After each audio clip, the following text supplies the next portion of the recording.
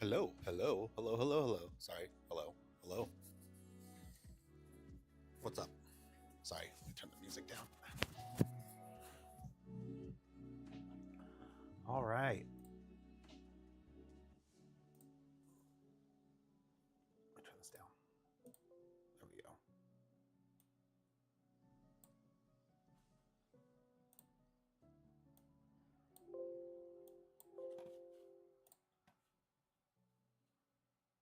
Um,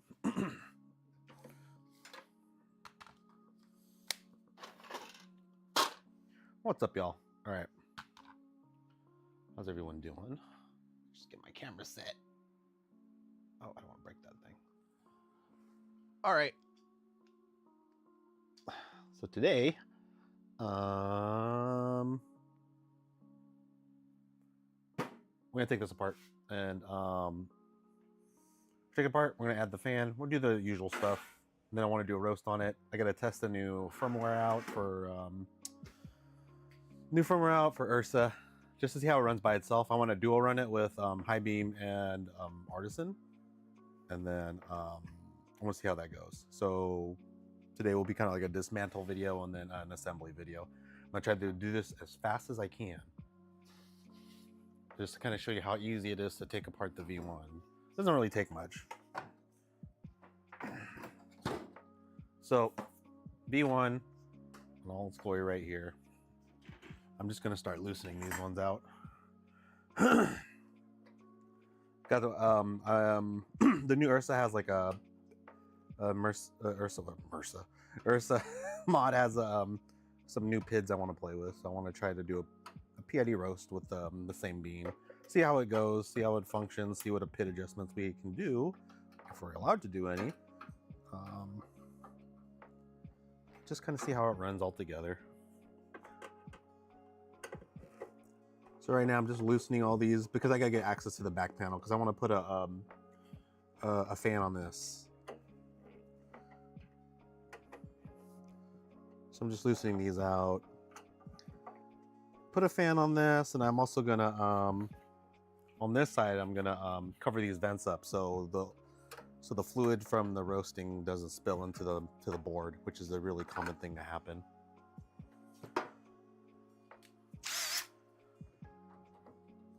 So I got my little drill bit here.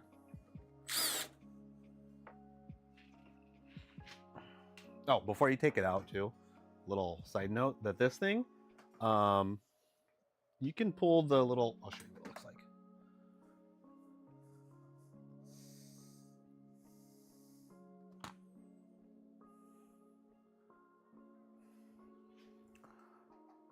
I'm gonna do a little pull.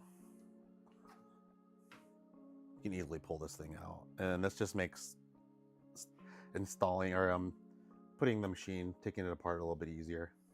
So what I do is I just grab here and I'll just do a little tug. And that should just pop out right that. Don't go super hard, just you could just feel a good pop and it'll pop right out.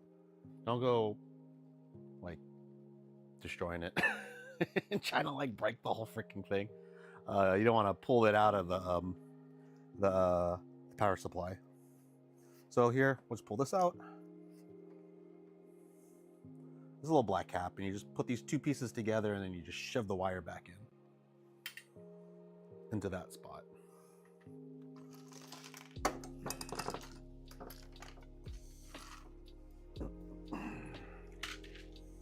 Let me take this out.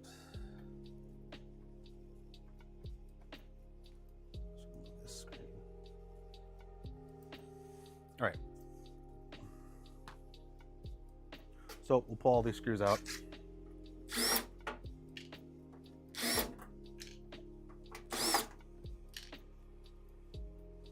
I'll even pull this out. This is the board. These are two screws a little bit different. They're threaded in, so you get that into the plastic of the coffin.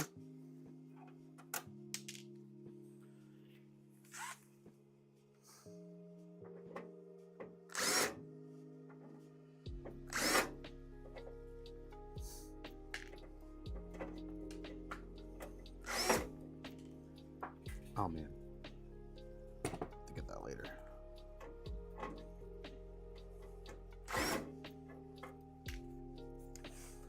So I'm trying to get back and getting all these units sent out to people that ordered them, or not ordered them, but requested them. So this is a refurb unit technically because it's a return to one of the Amazon stores. And then usually they just send it back to me. It's just cheaper to send a person a new one or just take the return and send it to me than it is to like re-inventory it and then try to resell it. Because you know when this thing's been used. And you don't want anyone to get like super mad. Especially on Amazon, they're really strict, I think, on their like policies. So pull this out. Loosen here, loosen here. And these are there's like 6 on this exhaust fan place. So you gotta pull all 6 of these out. Or at least 4 of them, and then you can leave 2 on to where you could just slowly slide this out like this way. I'll show you. So I pulled these 4 out, and then I'm just gonna slide it this way. Oh, I gotta loosen this part. Loosen these up. And it should just slide out just like that. So those just slide right back in here. You can just slide it out, take it out like that. There's your fan. I'll loosen these out. This is pretty much brand new.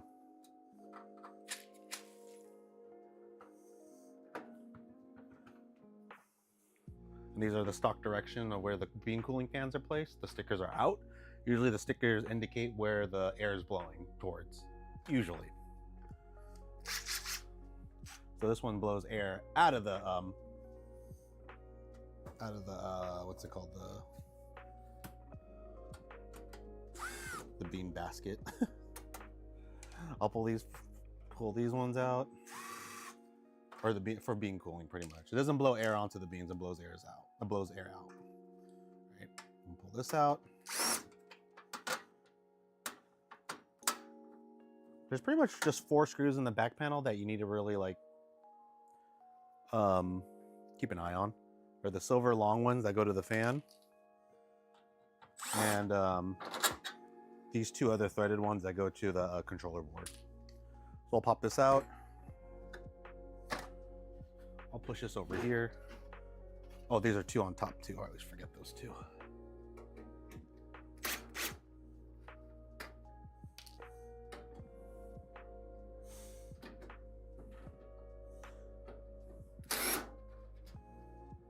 That usually will just pop out.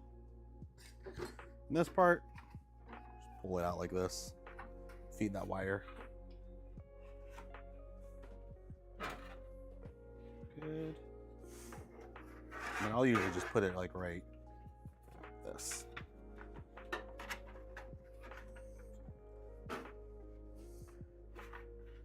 Just like that.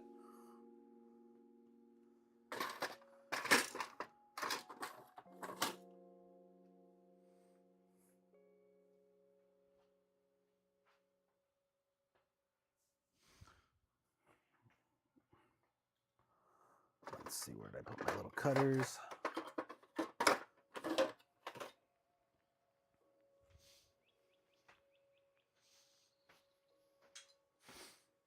I'm just gonna grab some scissors. All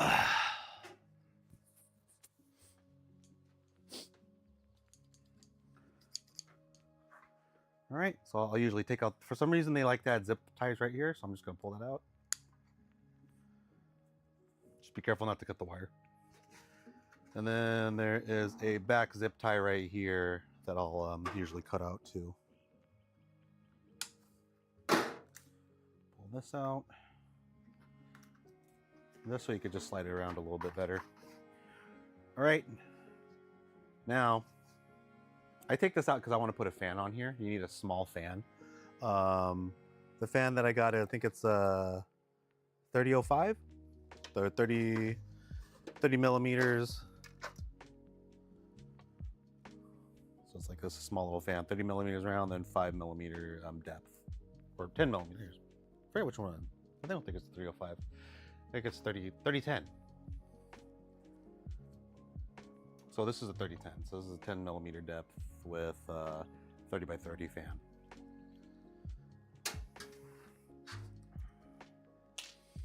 And then if I have another unit, I'll show you how you could use this other fan. It's as a 3007 or 4007. 4007. So 40 millimeters around, and then 7 millimeters depth. And all you got to do is just pretty much knock this component out, and you could just place the fan right there, and it'll be nice and set, because there's a little cutout for it, for the heatsink on some of the models, the newer ones, the newer V ones. I like that version better. You just take a little bit of like what's it called, side cutters, and then just cut the bottom of this to pull out this plug. Then you just slap this right on here and it'll cool it. I have no idea what this plug does. It's not being used, and it's just taking up space, so I just cut it out. But we'll show you that for our next one.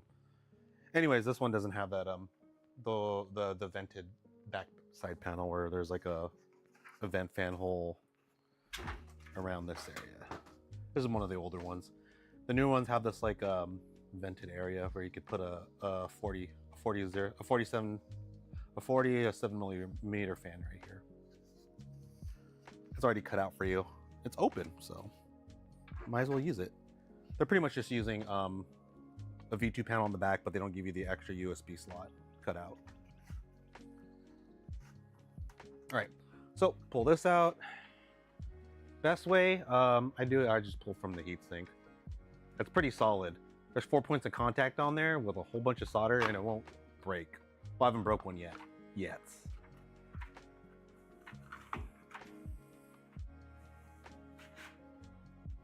So for me, I like to put the heatsink right on here and just directly blow onto it. You don't have to do that. You can get a 3010 fan on Amazon, and you could just drill holes into here and then just slap that on there.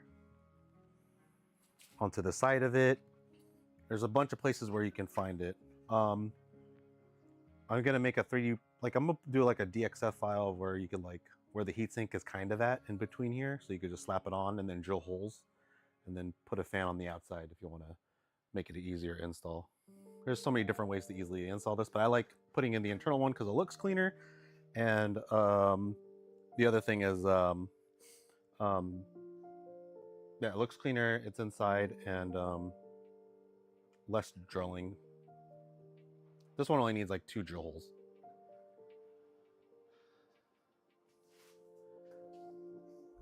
So what I found best, what drill bits I'm using is the 7/64 drill bit. That's good enough to where you could just drill it in, and then use the those M3 bolts you can purchase online, and you just kind of let that self-thread into the soft aluminum. I find that to be the best way to put holes in it. So 7/64 drill bit.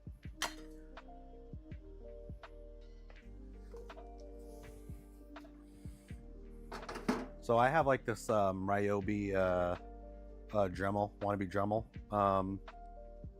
You know, if you have Ryobi, or if you have a Dremel, use that. If you have, I bought this Ryobi for like 20 bucks, so. And I like how portable it is. Just put this away.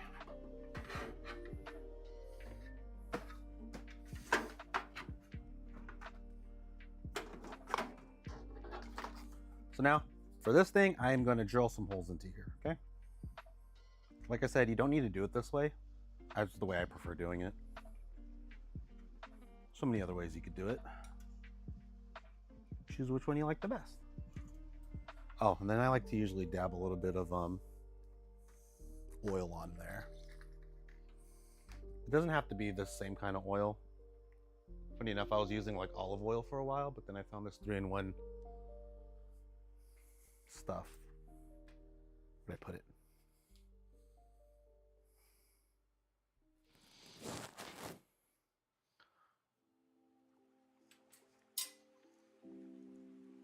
Surprise, I misplaced it. All right, anyways, we're gonna go and dry. All right, so I'll go ahead. I'm gonna just put the fan in. Probably pull this wire out just a little bit more. Give it more space. And you can like unplug it too. You don't necessarily have to keep it on.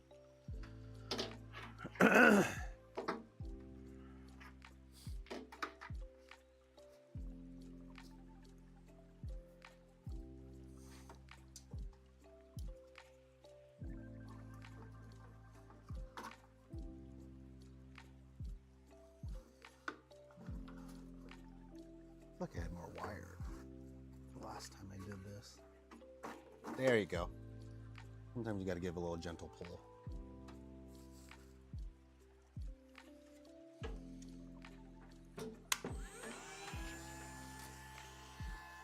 All right, be good, use glasses. I'm gonna go ahead, I'm gonna activate my safety squints. You know, don't try this at home unless you got safety squints. Well, safety glasses.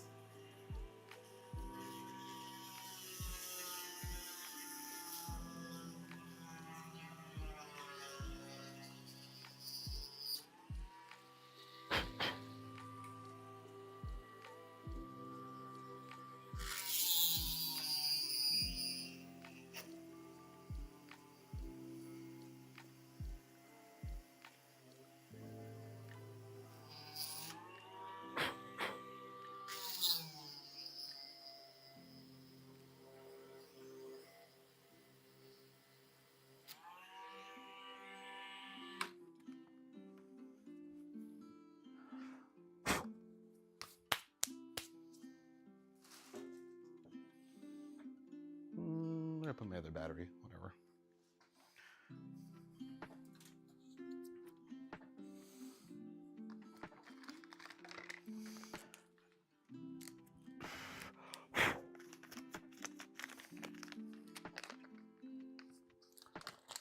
All right, put the screws on in.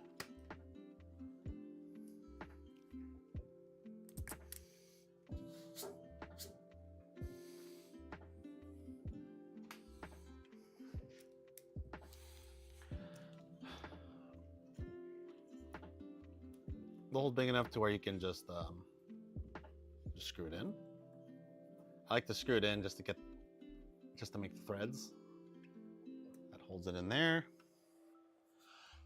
If you get it right flush to the top, you won't bottom out and touch the chip at the bottom. If you want to be good, you can always put like a little bit of Captain tape on top of that chip just so it doesn't touch the plastic. You really don't need to do that. That's if you just want to be overly cautious. Let me double check something. There's like 2 chats I have to monitor. I know no one's on, but you know. There we go. All right. So I'm gonna go ahead.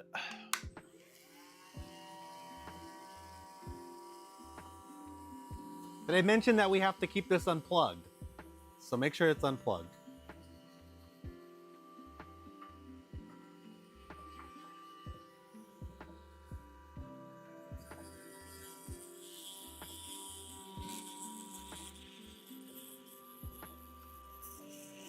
Safety squints on.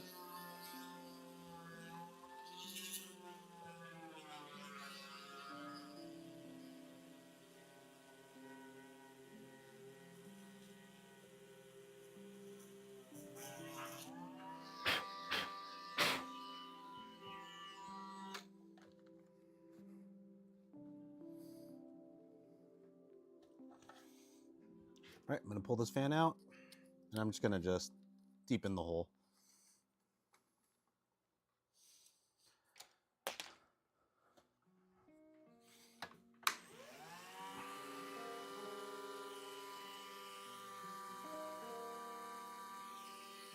Steady. There we go.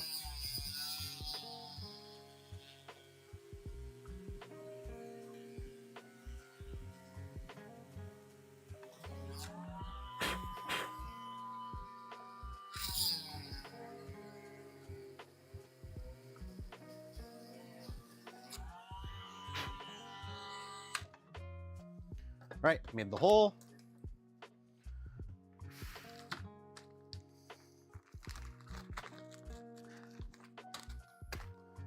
Made the hole in that fan, and I'm gonna put these 2 in.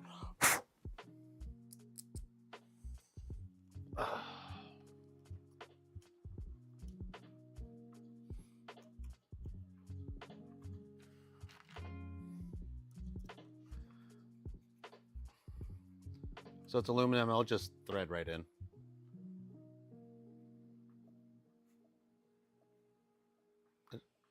There you go. All right.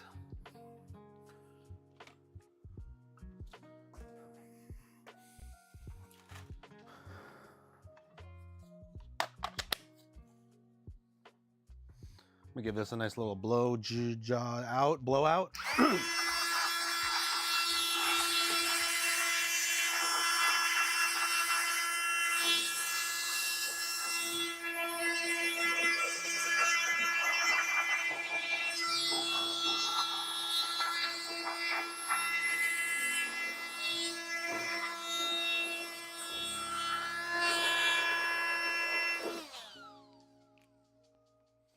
All right, sorry. I probably should have muted the mic.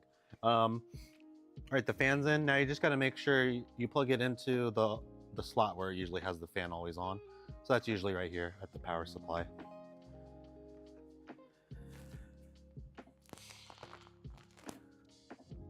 What's up, Josh?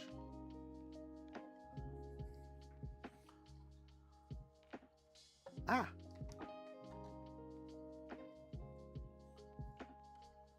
What is this? Oh, my bad. What?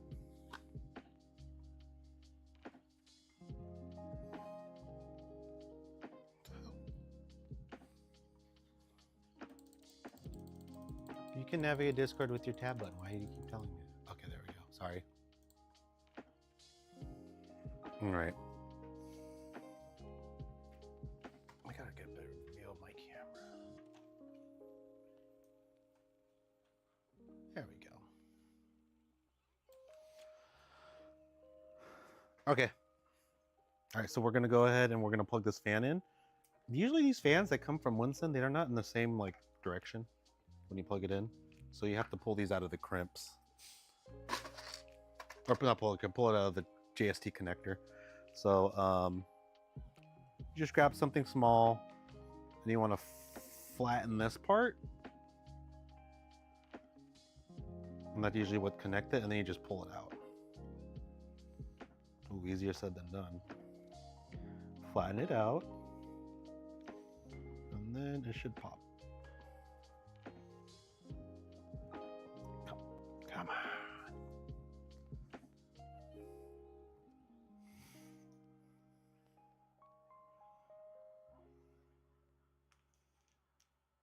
Should pop right out there.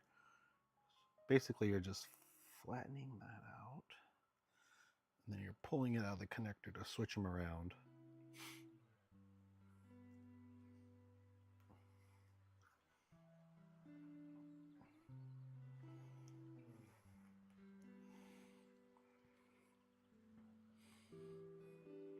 And usually you could use like a paper clip.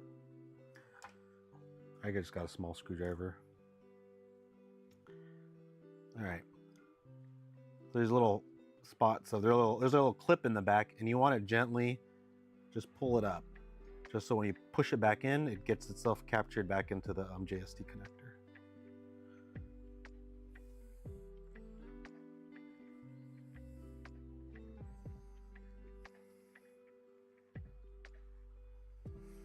Okay, so what I usually do is I'll look at the fan, and then you got the portion that sticks out of the JST connector, and you just want to copy what's ever on this side. So right side is red, or 5 volt, or no, 24 volt, and the left side is ground. So just make sure that's the same. So that's where the connector connects to, so I want to put it on the right side. So I'll put that back in. You'll kind of hear it click, or feel it click. You can do a quick pull, and that should indicate that it's stuck in there. Same thing on here. We're just going to slip that in, and then that should click. Don't wiggle that little clip in the back a lot, because what will happen is that will just kind of break off, and then you're screwed. Then you have to buy a crimping kit. But then you gotta start crimping, and I love crimping. Crimping with the right tool. I'm just gonna switch these out of preference. You don't have to do this, but I like doing it. They're both 24 volt out all the time, so no worries.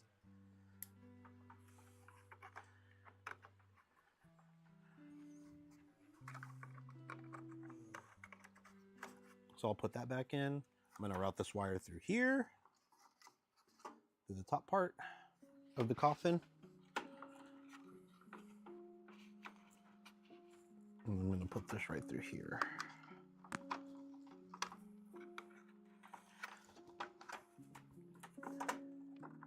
I'm gonna put these back.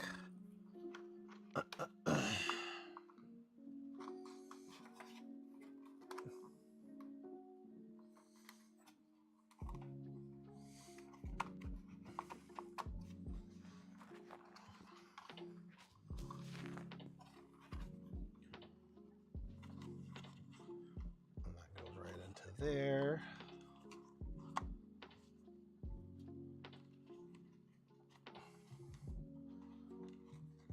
I'll kind of just wrap these around a little bit, so. And then I'll put this wire back in the back a little bit.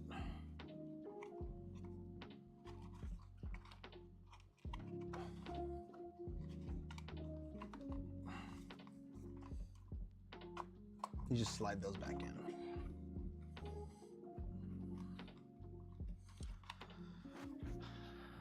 Oh, and if anyone's considering getting the future like roasters, the Hibean or the Nova roaster, the smaller 200-gram version of the V1, they're still basically using the same board. So all our little hacks and little high beam artisan setups, they're going to work with that new roaster.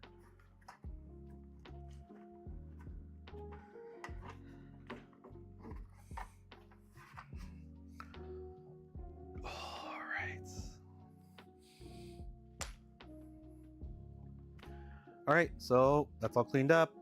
If you want, some people like to flip these fans over.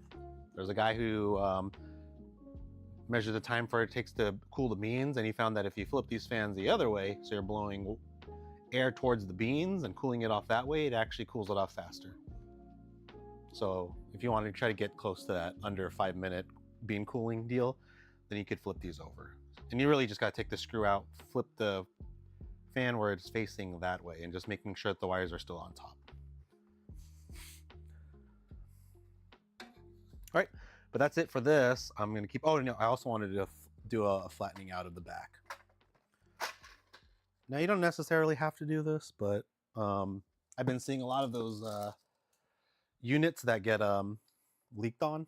Pretty much the coffee juices come off from the condensation during roasting that comes off from the vent side, from the back of the vent, then goes into the board, and then it short circuits this motherboard.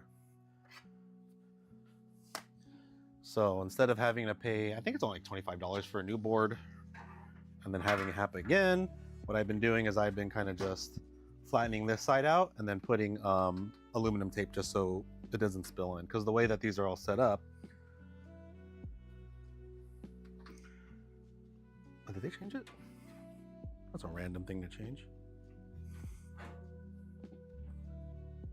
No. Okay. They did.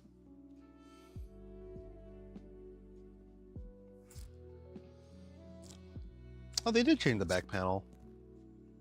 Okay. Let me show you.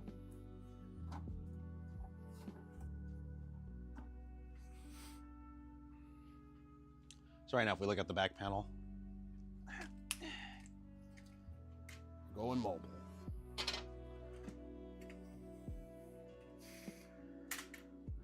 So if I show you the back panel, right, this is it. This is the newer one. See, if like the fluid were to come down from here like it was before and start dripping into here, it won't go inside the unit. But if I show you the old unit,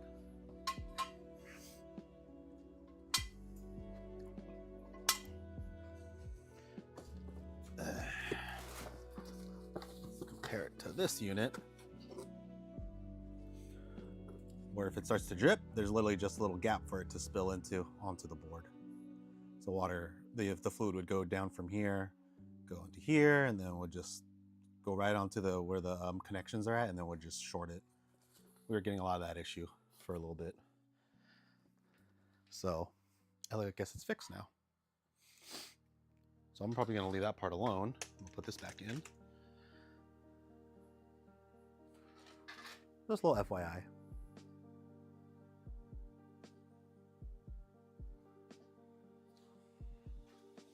All right. So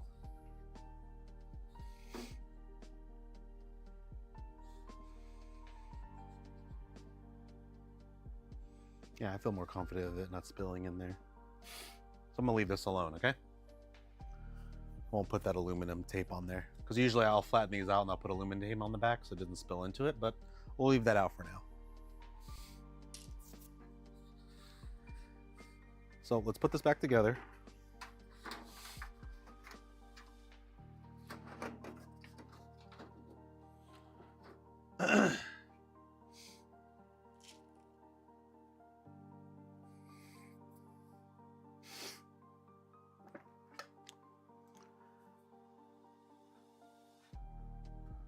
Make sure all the wires are out the way.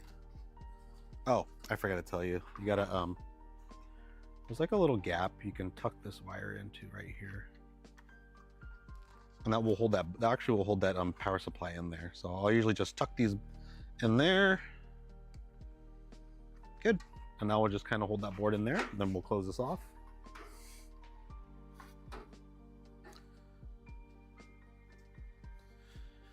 Okay, so I know lining this can kind of be a pain in the ass, but what you can do is just line the ports together and then find the hole. So I usually just align those ports right here. And then I'll start screwing this into its hole.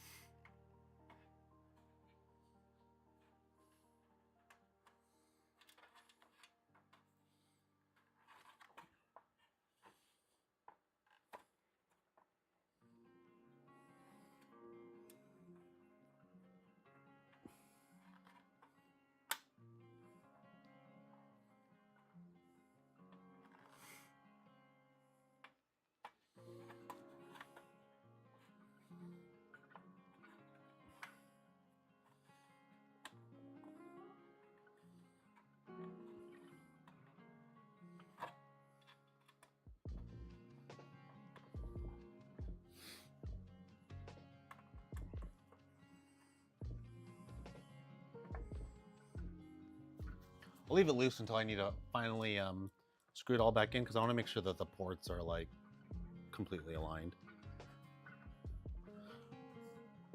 And I'm just going to take a peek, make sure the wires aren't like crushing each other onto the coffin.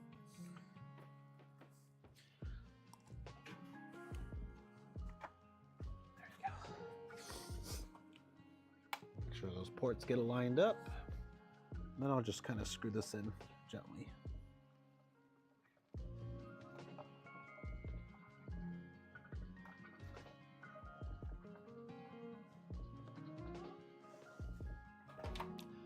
All right, so that's in there. That looks good. That looks all right. Making sure everything looks good. Now you want to just line this up, and you've got to make sure that this part of the exhaust lines up with this pipe. Otherwise, you'll have like air leak out. Okay, so I'll put this back in.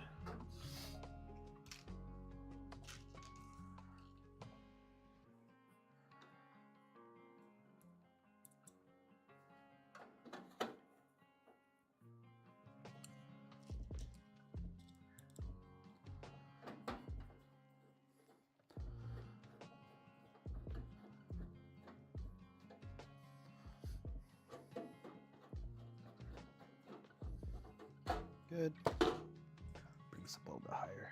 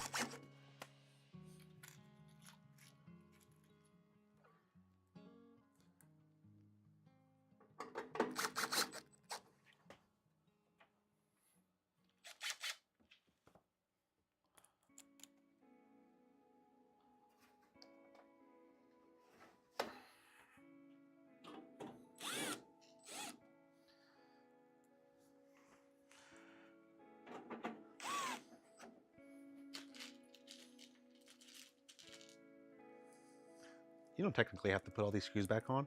if you you know, decide to open it up, you can just put the 4 in the corner.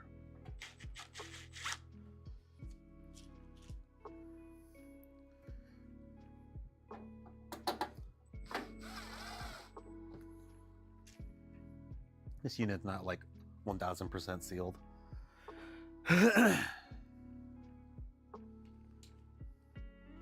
There's definitely gaps in certain areas.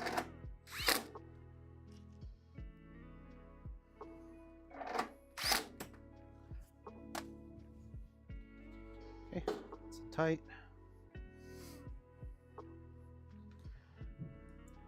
1,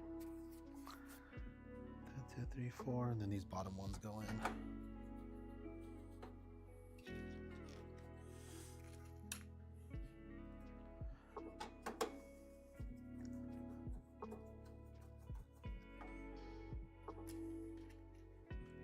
Man, I remember these take me all day to put these together.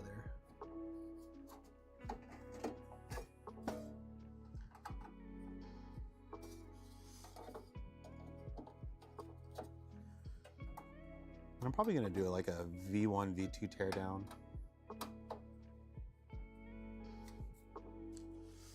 I say I should do that, but they're literally the same unit. They're not too big of a difference between the V1 and the V2 other than the motor and the controller board. So there, I technically did a V2 breakdown.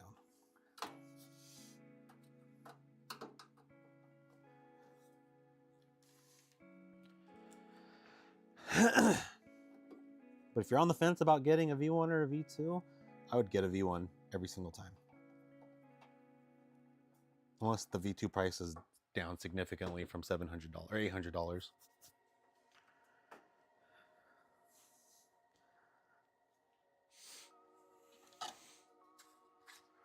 That, and a lot of us are actively like working on the V1 than we are on the V2.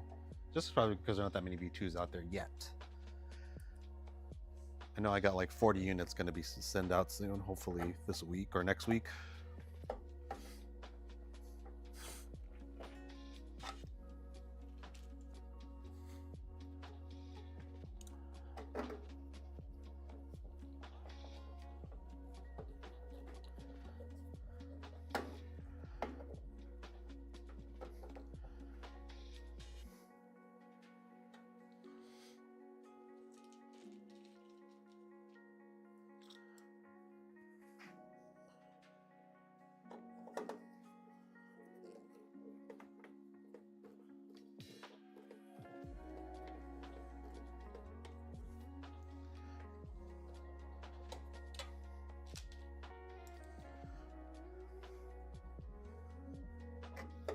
So I roasted with this one last night and it seemed to have done well, so I probably won't roast with this one. We'll roast with the next one.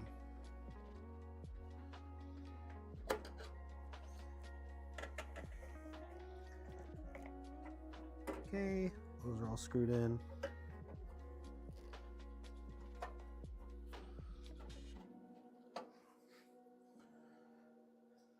That's good. That's good. All right. There you go.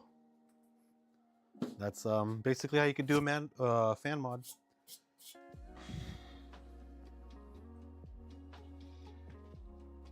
I'll see if I can find an easier one to do.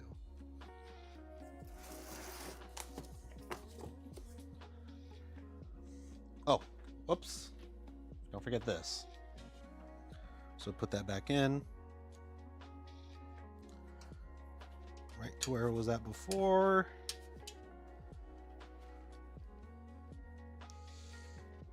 And then you just want to just squeeze that guy in there. And then set that plug back in over here. And you just press it back in. Good.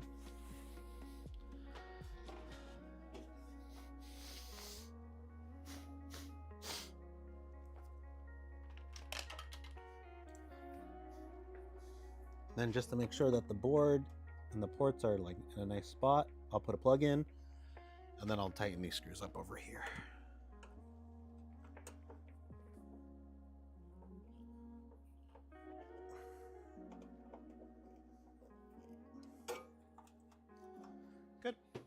slide right in and out. And that is all done.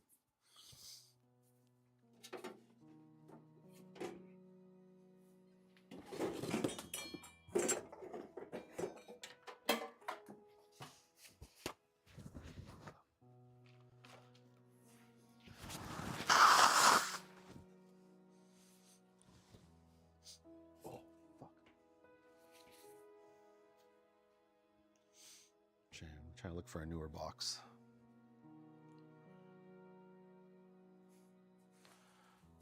What time is it? 10:27.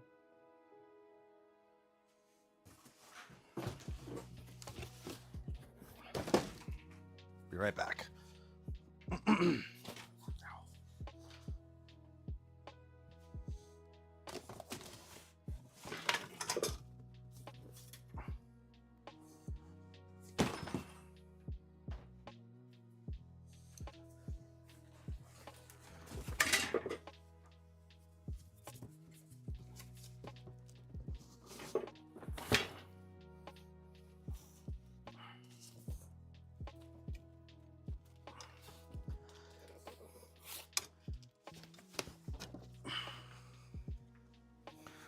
Oh, that's where you're at.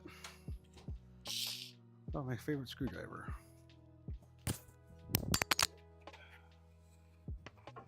My mic, I just dropped it.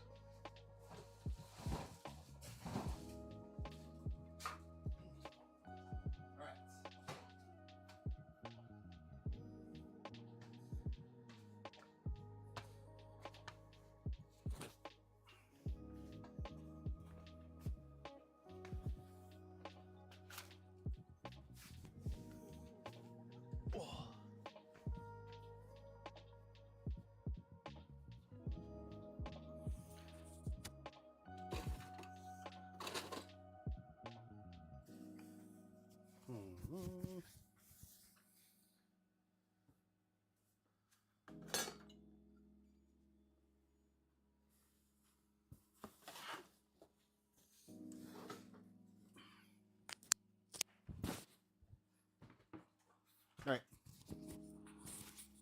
Oh, dang.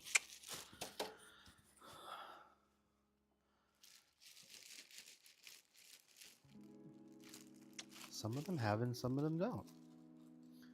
This is the old style one too, where the fins go upwards instead of down, so it traps water in there. Give me another shot. Let me see if there's another one.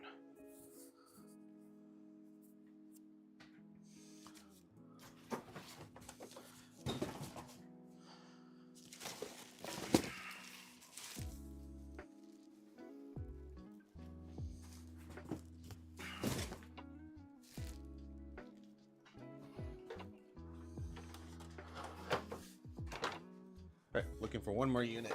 If I don't find one, then I'm just gonna start roasting on Hibean.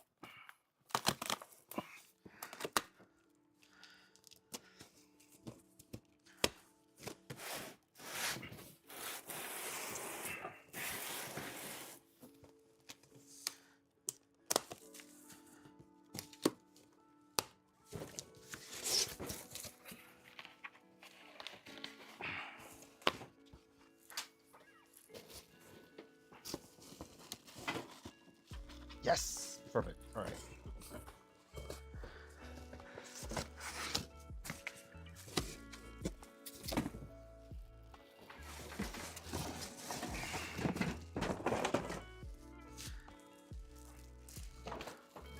Oh.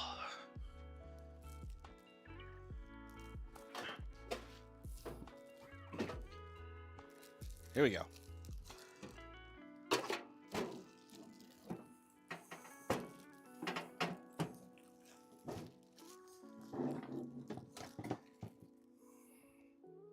Well, we'll just take a peek at them, right?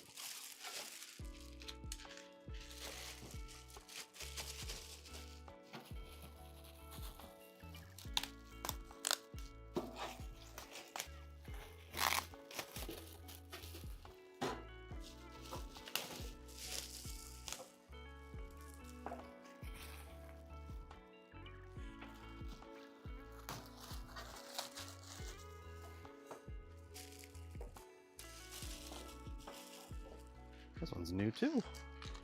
I don't think they even roasted on it.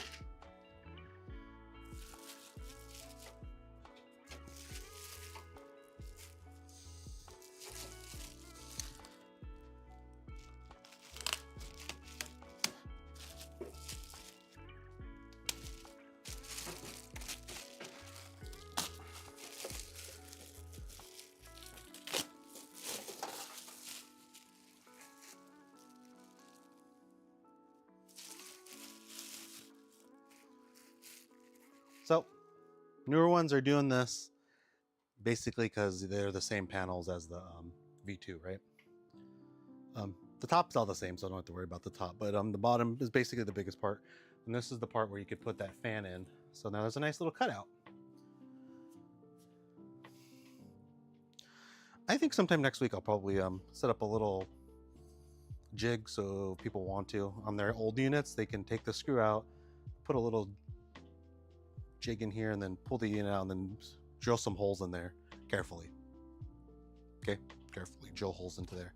So then you can attach a fan on the outside. So you don't have to do all that. So you don't have to open this whole thing up and deal with all that, right? Just an easy way to just slap the fan on here and you can make it like a USB fan too, like a USB-C fan, and just like attach it onto here because this is just 24 volts out. In case you don't want to use your filter, because I don't recommend using the filter box. Eventually it just gets clogged and reduces the amount of smoke coming out, and then you're just left with smoke inside the chamber. Then it affects the taste, and it's just terrible. I highly don't recommend it. But if you like it because you know it's filtering out all the bad stuff, then feel free to use it. Just change it every like 5 roasts or something. The filter, that is. But yeah, there's the two biggest differences. They are cute though, and they decided to just tape over it. Like, oh, we tape over it. What's gonna happen?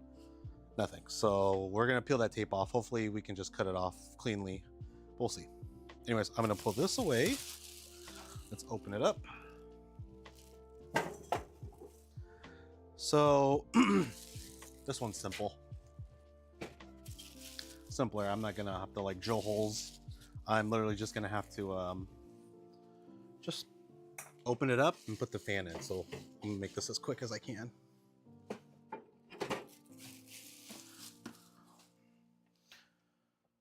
All right, so we're gonna speed run through another disassembly. Same thing all around. Let me see if I got my nice screwdriver. I just found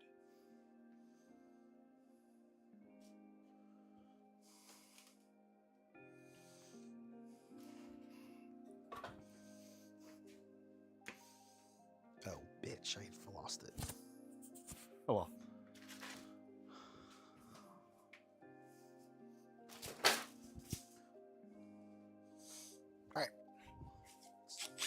All right, we're gonna speed run taking this apart. So I'm gonna take all the side screws out first.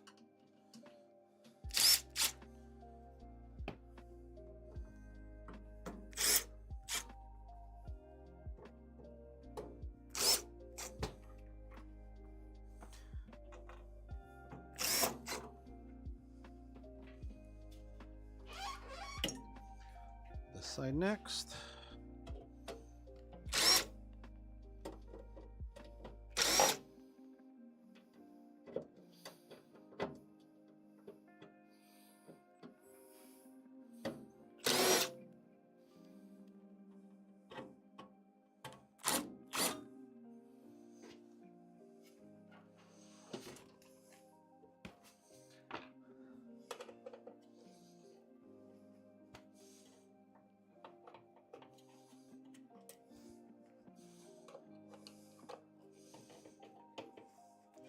Pull these screws out.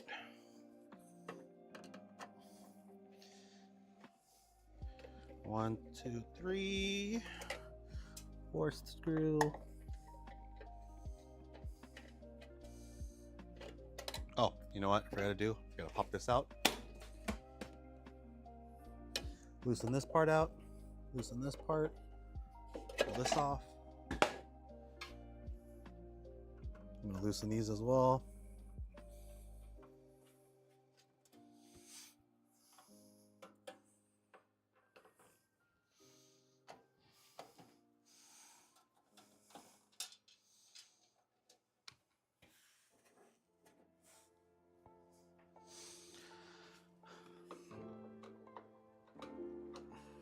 Pull this out.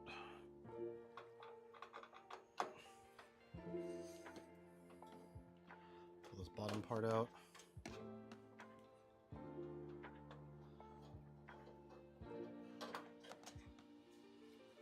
Good. Loosen this side up. Don't have to take it out, just loosen it. Loosen. Pull.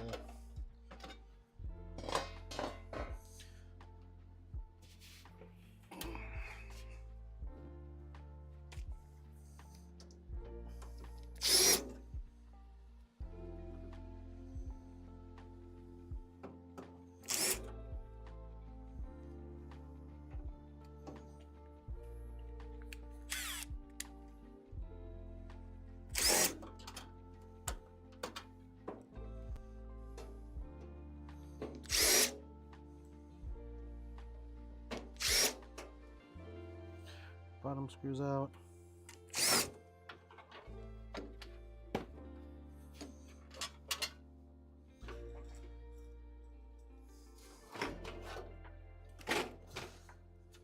I usually just pop this off, save it for the side. I'll unscrew this, pull this down. Good. Wire's trapped behind, so I'll probably wheel that out. Put that over here. Then side snips, cut this wire out. Not wire, I'll cut that zip tie out, and then I'll do this side for the zip tie.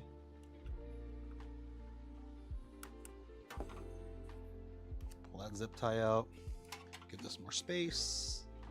Put that right here. So that's all open. Oh, and then this thing I don't really use, so what I'll do, I'll just cut it at the bottom.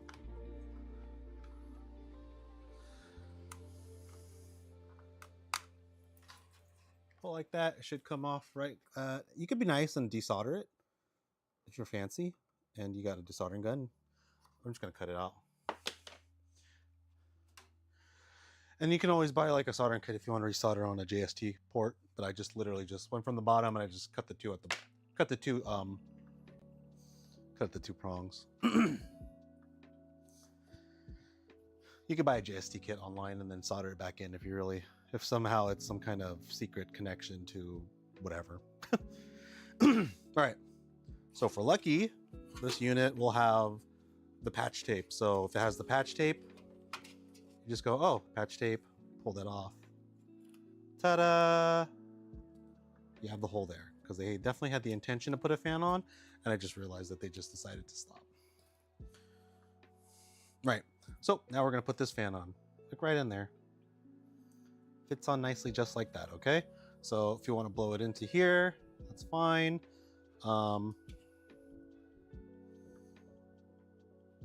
If I do it this way, this blows air back out. Either way, you're getting airflow at the heatsink, and all you're trying to do is whisk away that heat off of that heatsink, right? You want that airflow to be generated. So I'm going to, I'm gonna face it this way. Okay.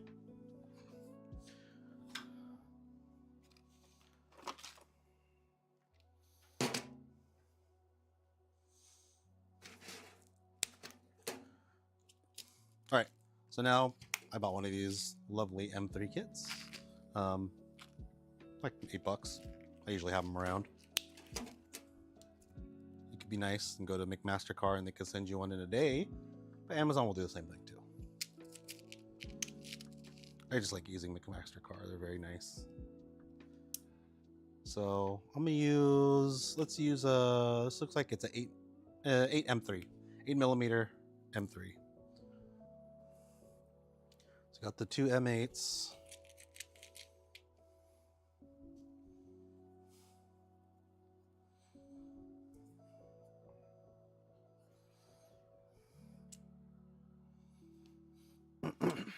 Put that right there.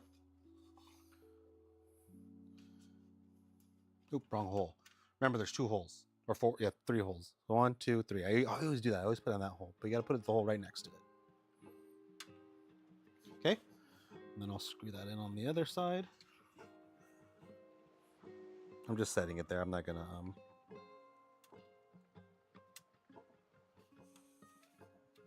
I'm just gonna lightly screw it there.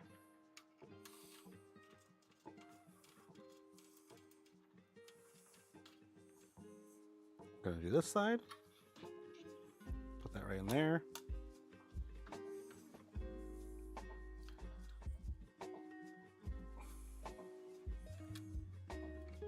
Some of them don't, or hold on, let me finish this first. Don't finish my thought.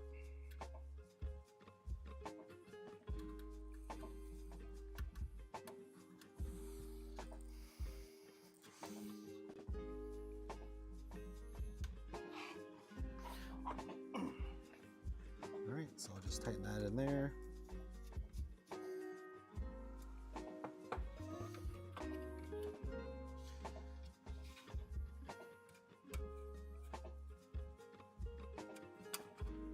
Good. And we're in. Let's tighten in there.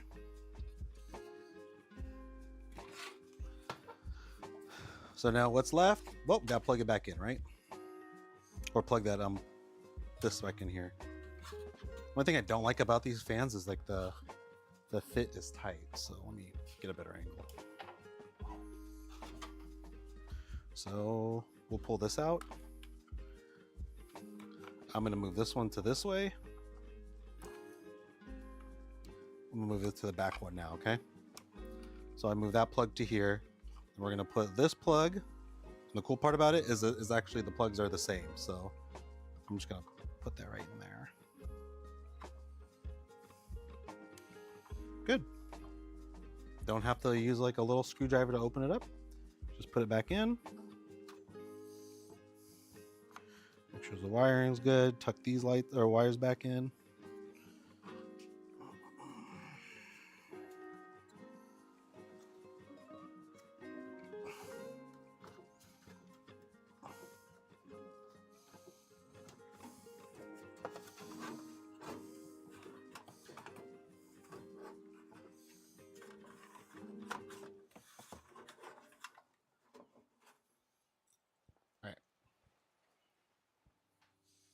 There you go. That's it.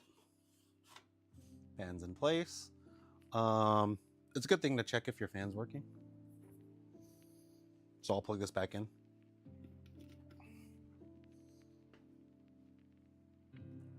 It's blowing air out. So yeah, kind of just. It's very weak, but it's enough to get airflow going. Okay.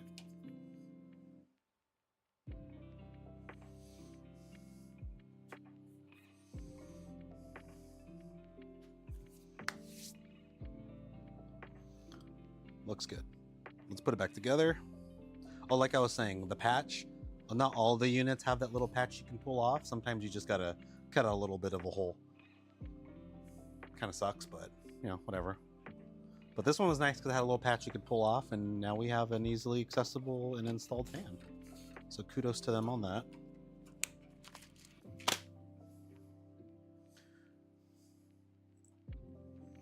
Okay, this is getting me sleepy.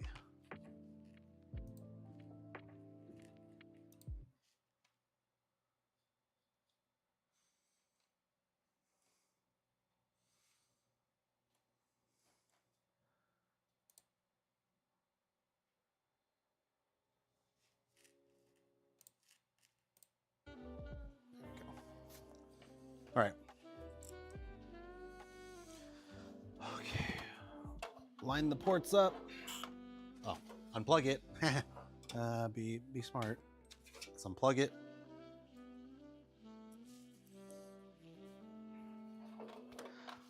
Line up the ports.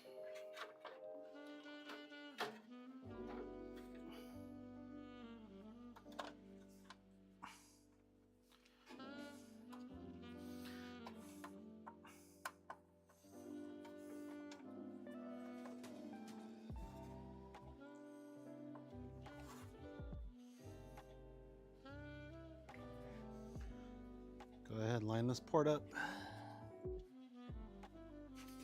Just make sure the holes are there. Good. I'll tighten it at the end. I just want to make sure that I got that here. Good.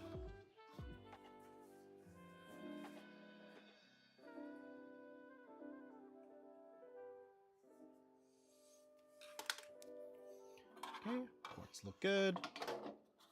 Make sure this part of the fan lines up with the hole. All right. Let's put this back together. There. So if you have this unit, it's perfectly easy to install the fan. You can even install it externally.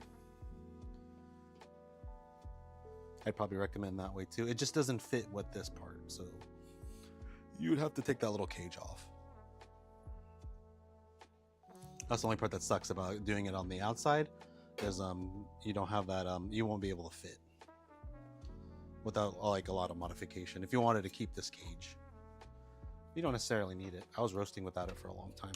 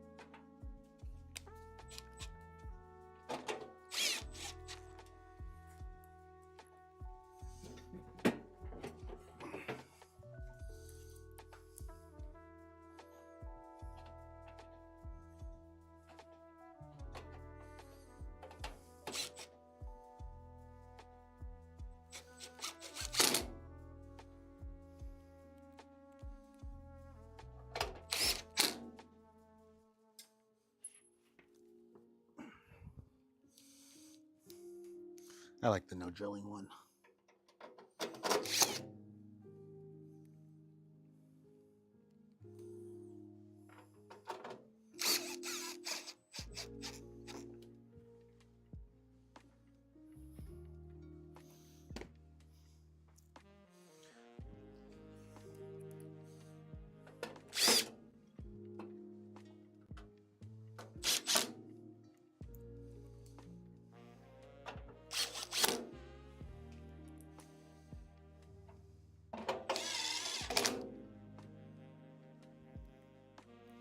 Put these screws back in. We're gonna put Hibean on this one.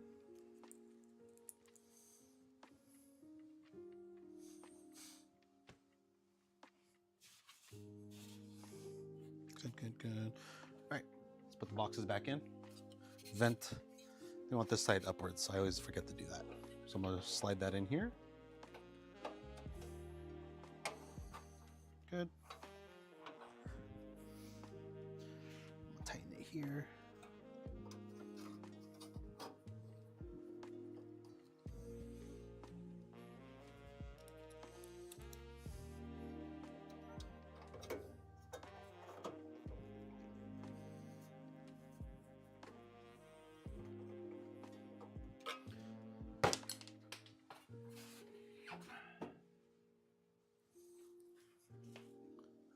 Make sure those are all lined up nicely. I'll tighten this part up.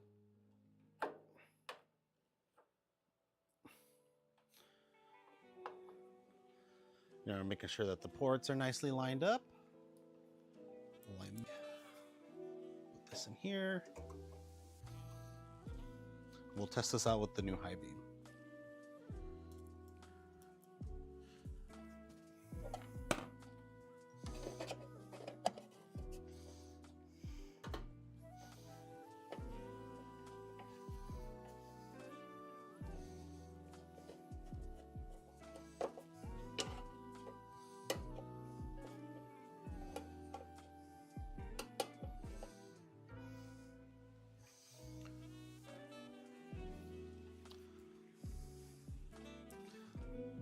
This all together.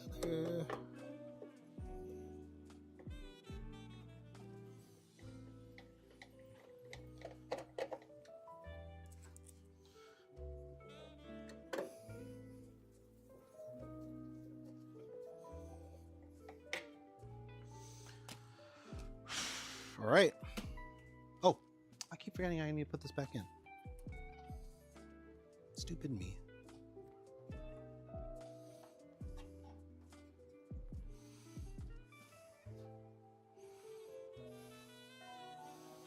And then you just push that back in. There we go. All right. It's ready to rock and roll. So this is basically a brand new unit. There's a little bit of a dent here, but you know, it's not $400. So, and I'm putting Hibean on it. So.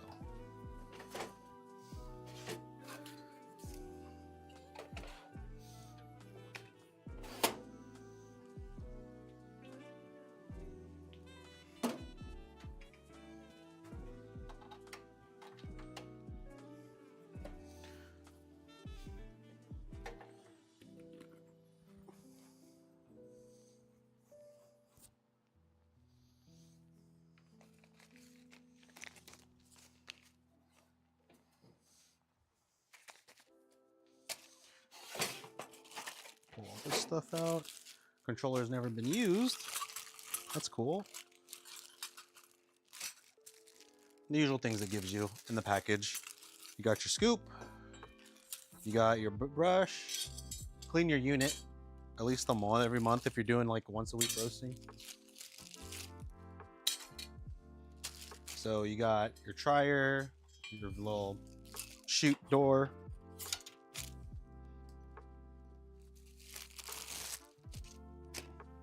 So I'm gonna just run through this. Drum turns on. Cooling fans on. Check out the heat.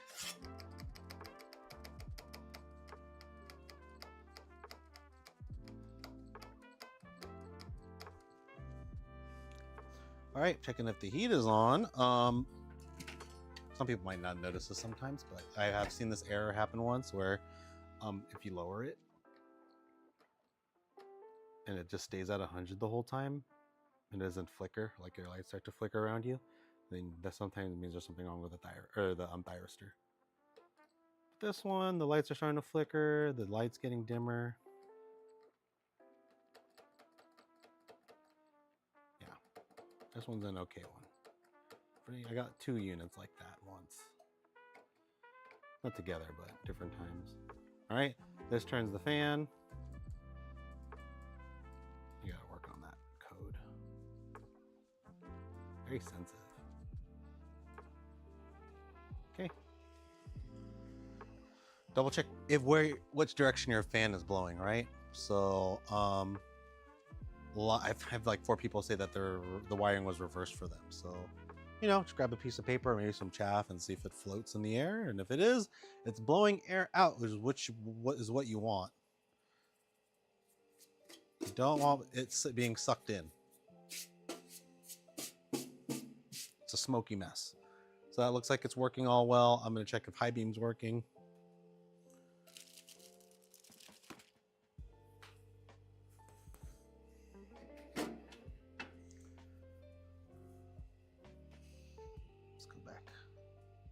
See the red indicator? So if I'm connected to Hibean, it should go to a blue indicator. Let's go zoom in.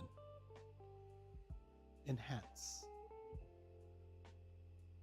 Enhance. There you go. enhanced. All right, let's go check this out.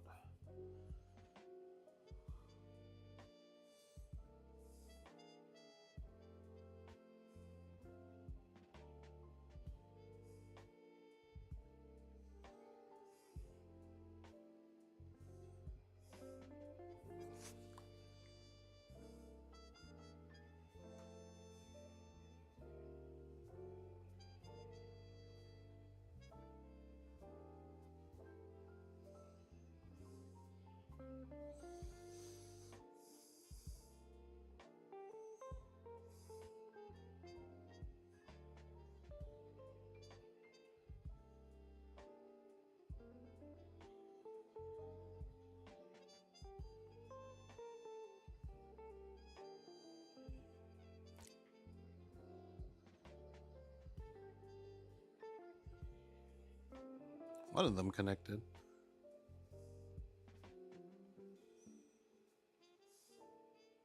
I think they're all trying to connect at the same time. Hold on.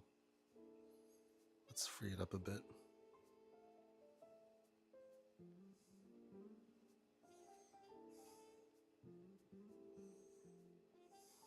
I'm just deleting these instances.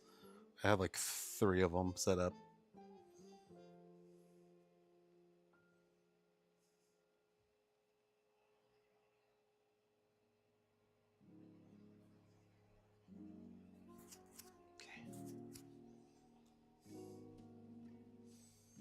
Skywalker, community develop.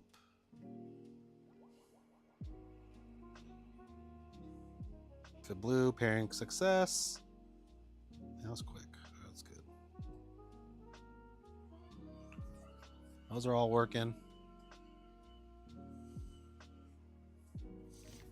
And with this one, we go this way and start it, and then swipe that way, and then I'll start to do the ROR curve.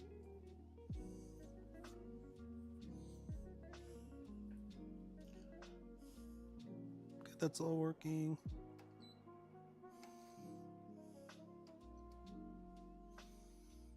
Somewhere in there I'll show you the degrees and temperature, but I'll leave that alone for now. All right.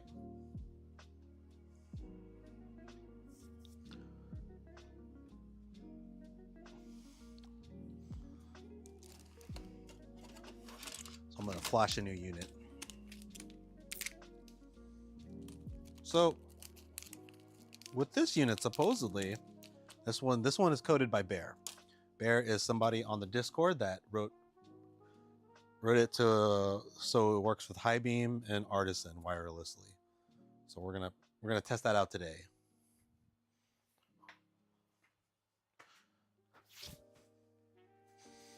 So first, let me get a new case.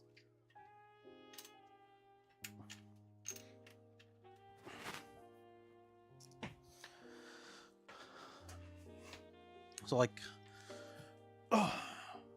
So all you need is like one of these S3s. I'm gonna go ahead. I printed out some cases for it because I have a 3D printer. And of course, if you got a 3D printer, you gotta print cases out. Just be uncivilized if I did it. So I got my little 3D case put in here.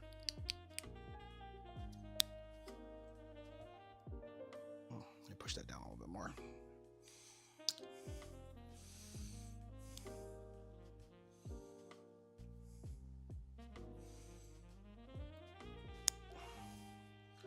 Good, got that in. Nice tight fit, very tight. Now I'll put my case back together.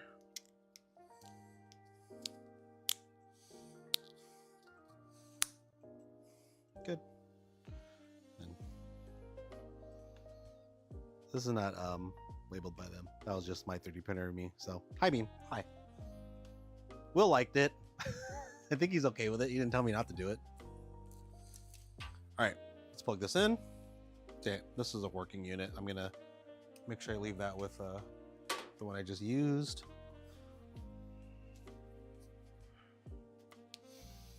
I'm gonna flash this unit real quick.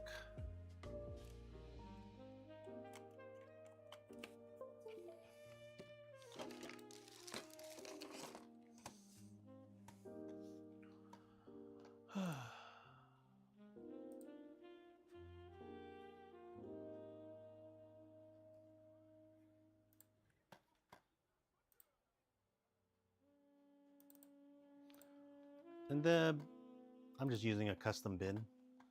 It'll be released later, but not right now. That's all. I gotta figure out if this works. Well, it works well with Hibean, but I haven't tested with Artisan yet. Alright, so you would just install like before, ESP home. Find the bin, install that in there.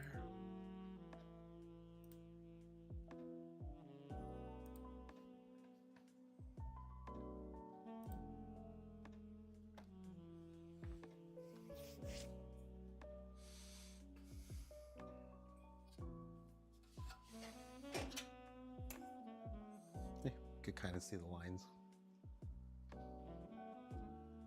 It's like heat and air, I think. Or ROR is blue, and then heat is the red line.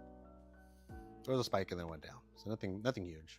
Anyways, we'll wait till that installs. I'm gonna pull this out. This is my favorite little unit right now. That's magnet, so. Cool, that's it, it's installed. Disconnected. I'm gonna put this in here.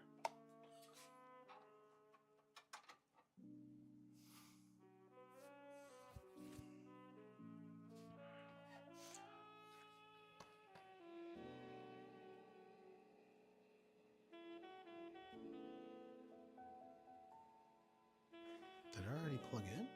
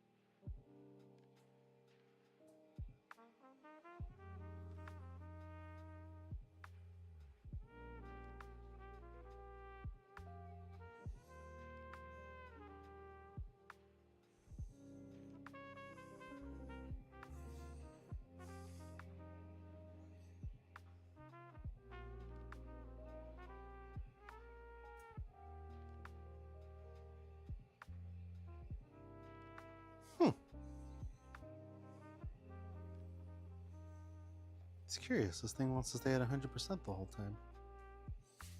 I don't know what's going on with that. Let me plug in this unit.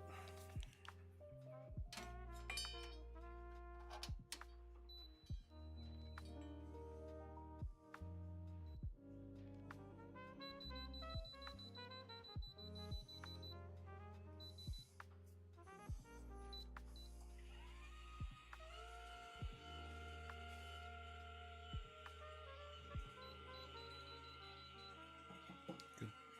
That starts up nice. Let me turn this fan down.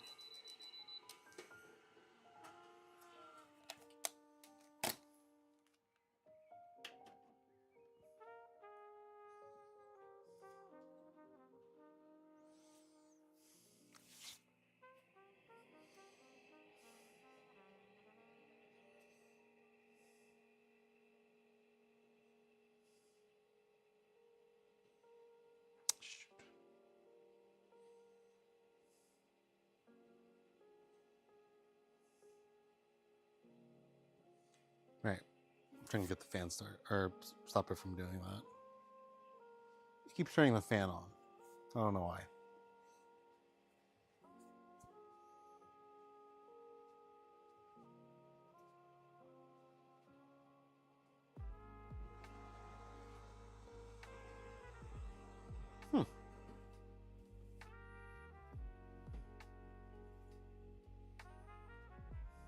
Enable auto mark sensitivity, fan adjustment.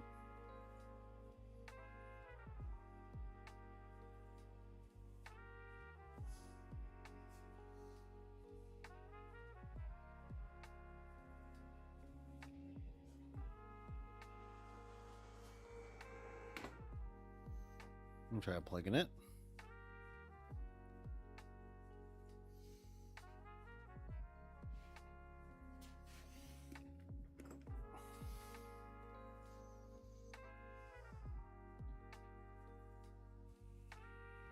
It's doing it again. Interesting.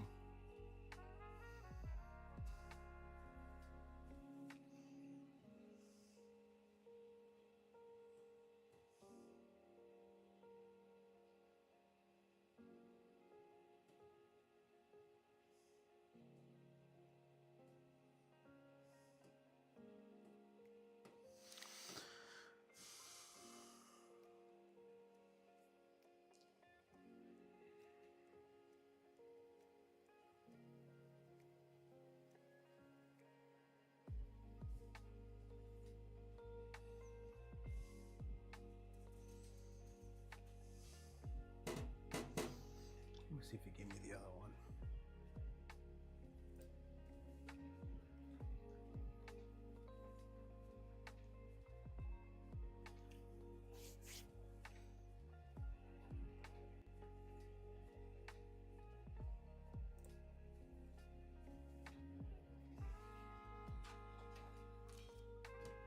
All right, I'm gonna install this other bin file. I don't know what's wrong with this one. Keeps wanting us to turn fan on for some reason.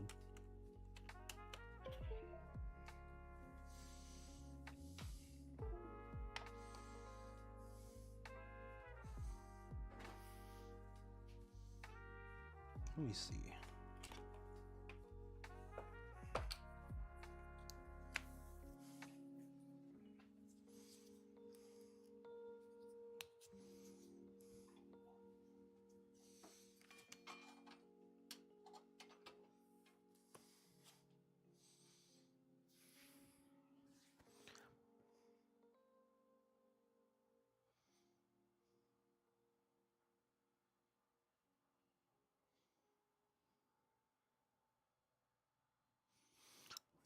Let's see what's wrong.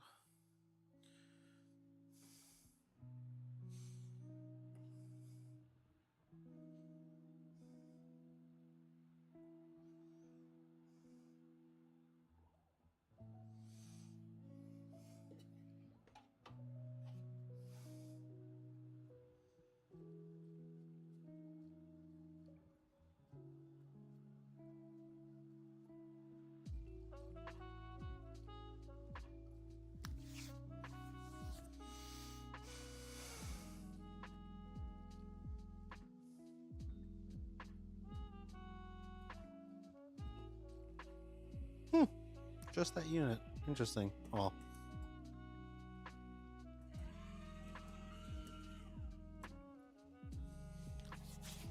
I gotta check out what's going on with that one. This seems to be working. All right.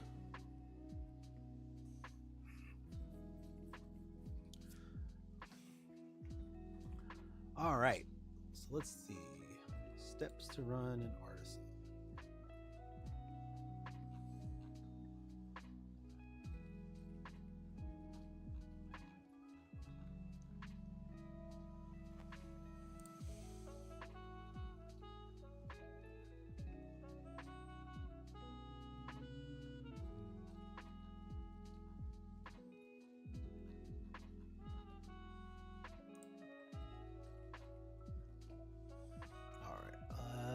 Hibean, let's see, did he upload it?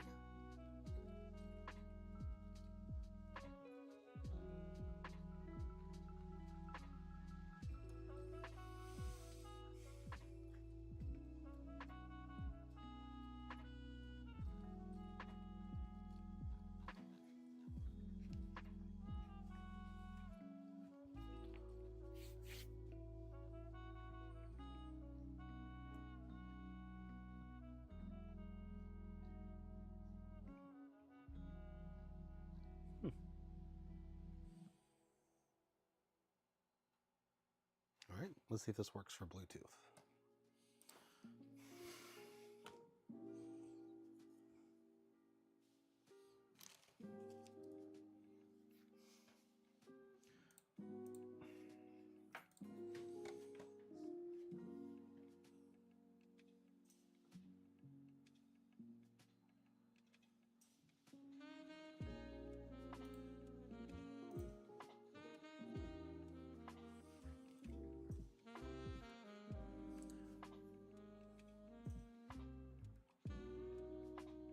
Huge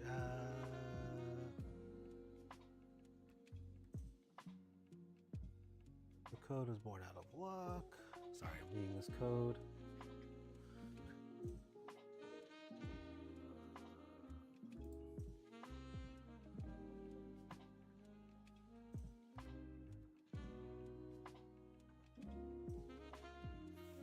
Free Kala.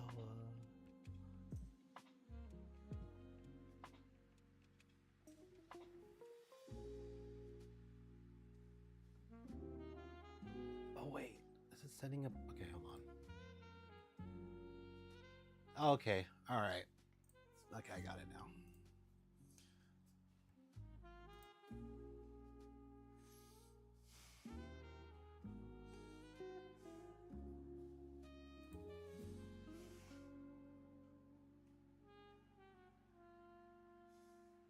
I didn't download Artisan. Let me download Artisan.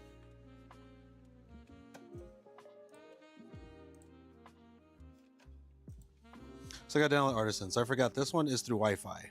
I forgot how I did it through Wi-Fi though, but I'll find out.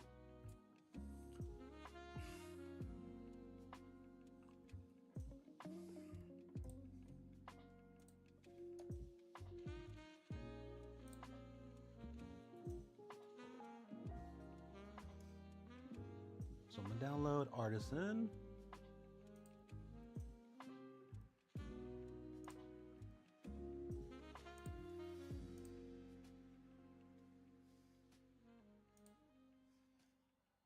More info, run anyway.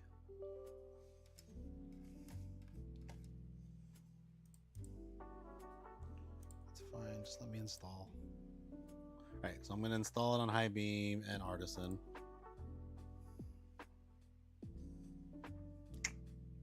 Come on.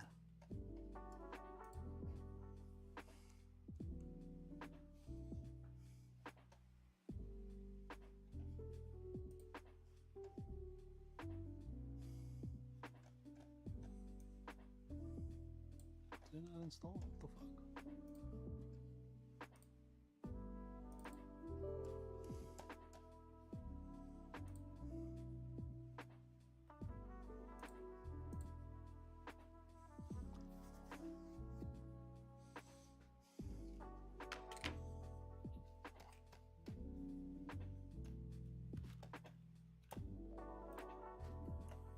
I gotta check if Bear sent me anything else about it. Hi Bean.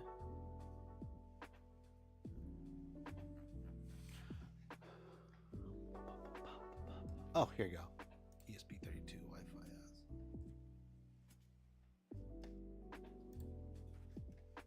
Want that?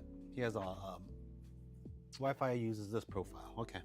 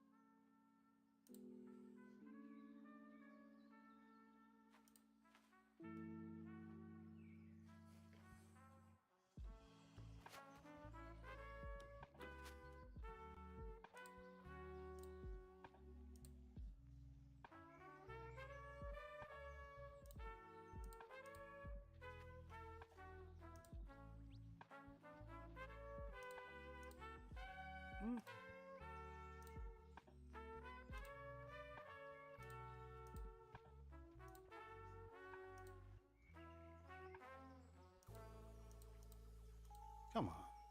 Where's Artisan at?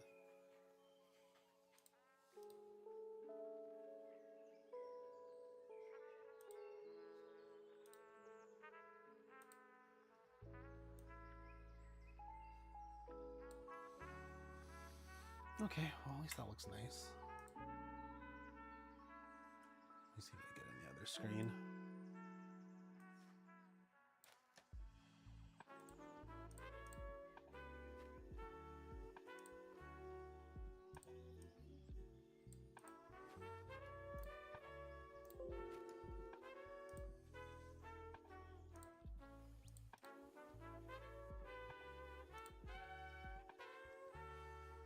Application, display, window capture.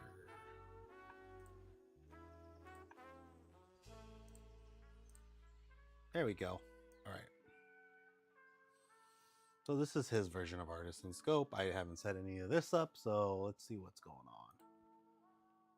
on. Port? Okay. So it does everything. esp2.roaster.local, so on.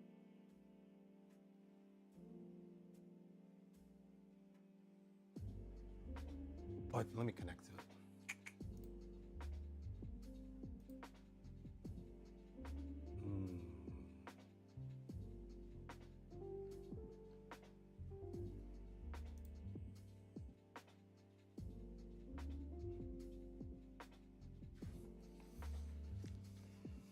Let me make sure I plug in through here.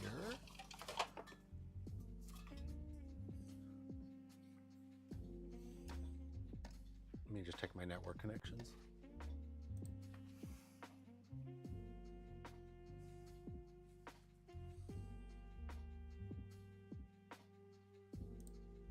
Oh, all right. Ethernet's not connected, so I'm going to plug that in.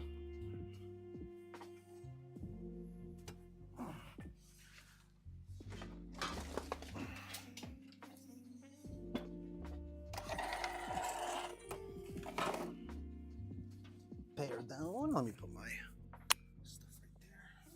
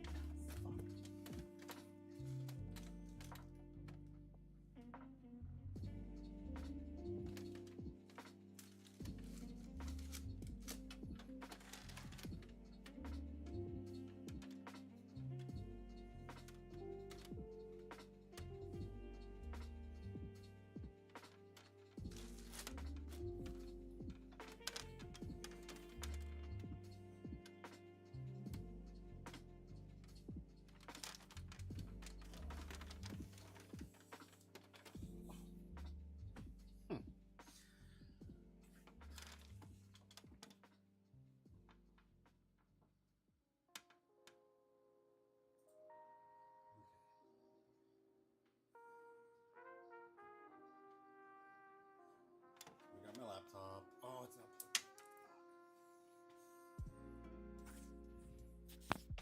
All right, I'm gonna go ahead. I'm gonna try looking for it. See if I can. You said there's a way I could put it on the network. I just wasn't listening. Can I bridge this? Let me see. Change adapter settings.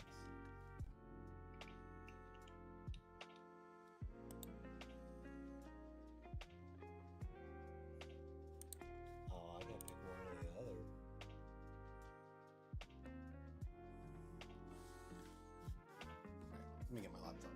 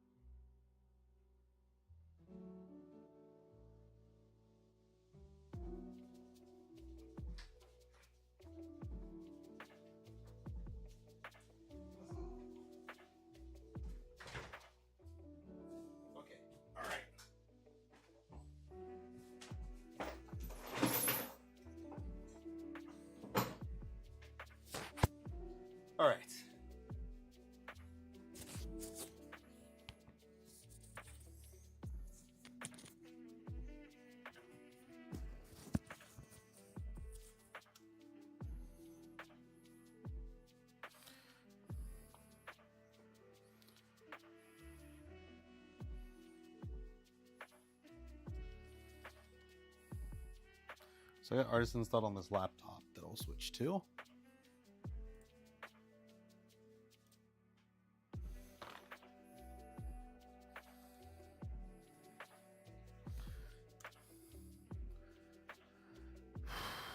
Artisan is free to use, yes.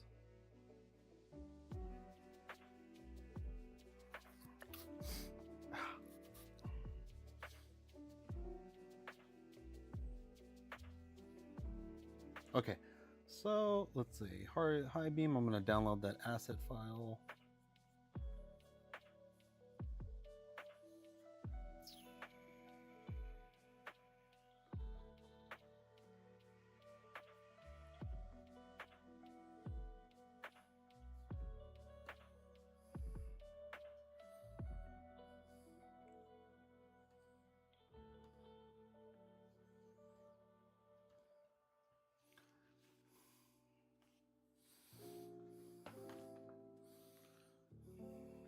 Sorry, this is super blurry.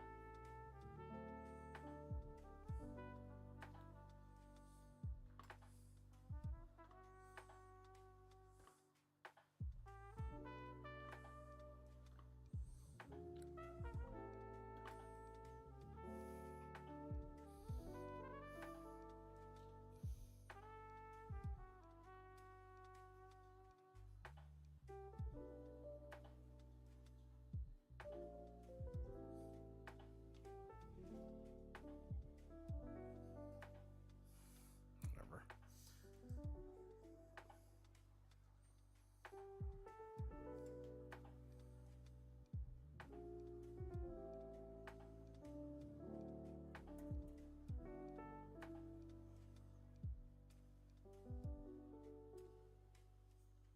Nope, that's not it. Load settings, downloads. There we go.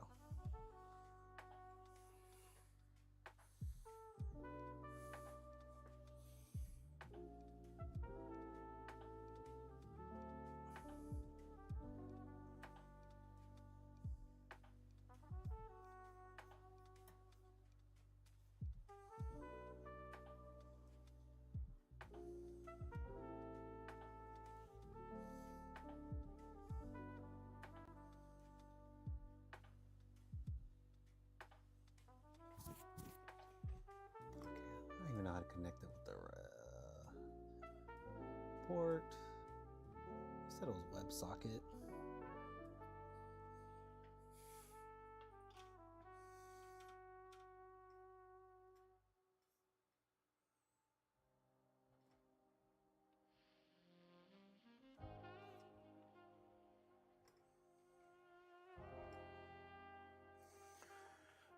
Let's see. Hold on.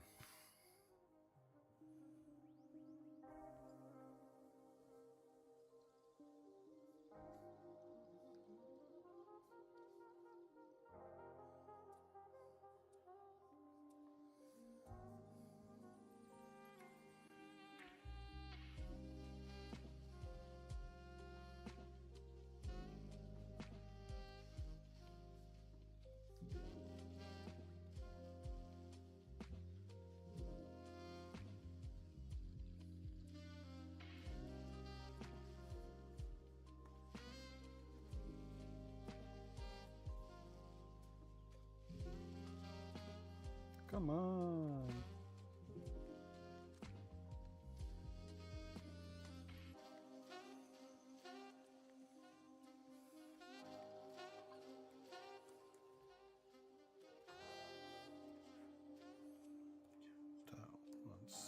.168. .4.1.4.1.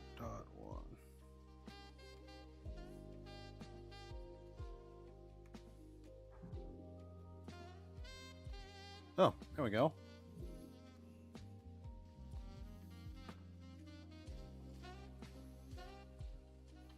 So I just had to find the host address, but it looks like it's working. Let's find out.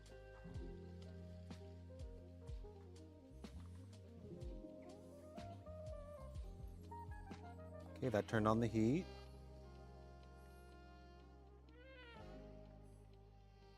That turned on the fan.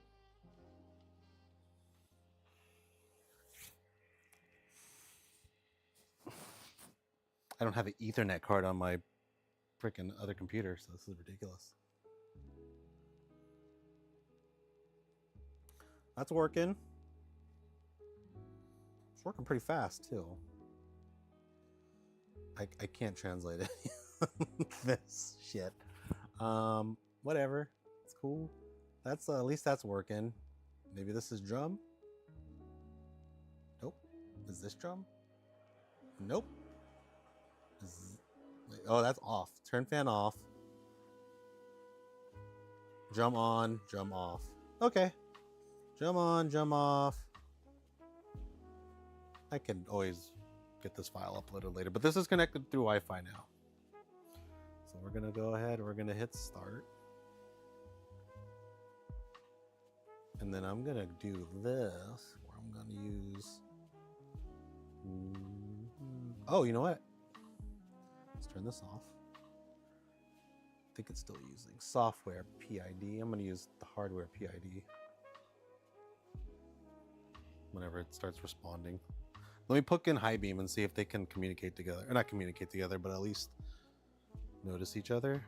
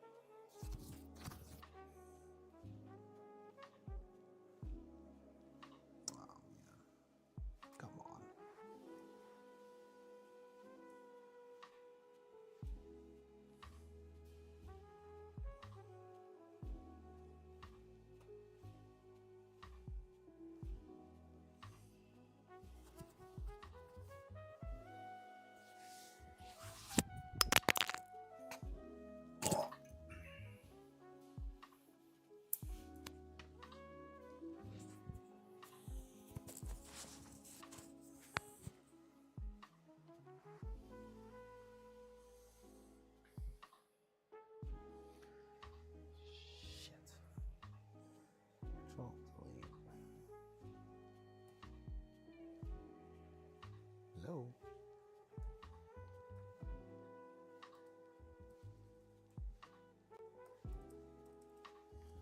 Is Task Manager already up?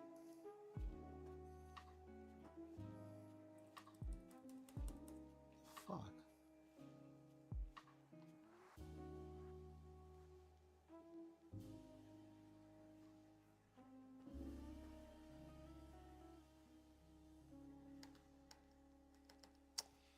Hold on.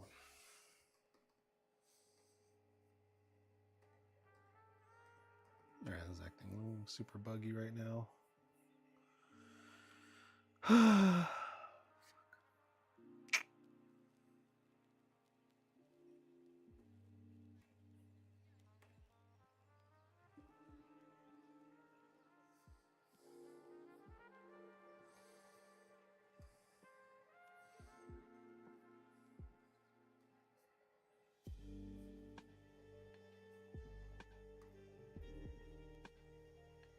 Downloads, Wi-Fi.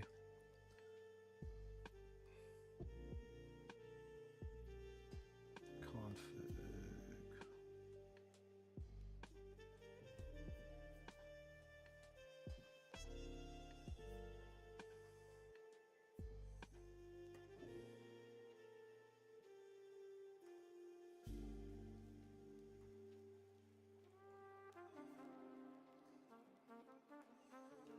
One 168.4.1. 168.4.1.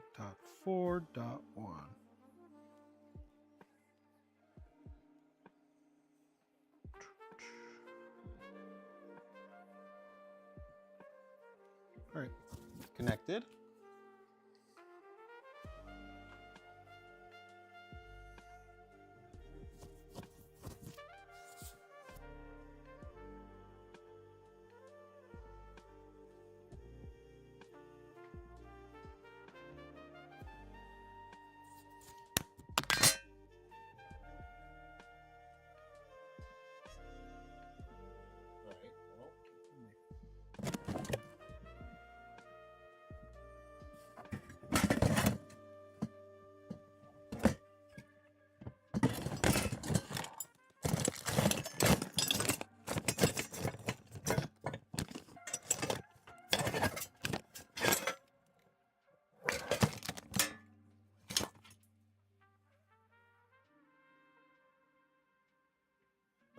So that's on there. I'm just gonna plug Hibean in.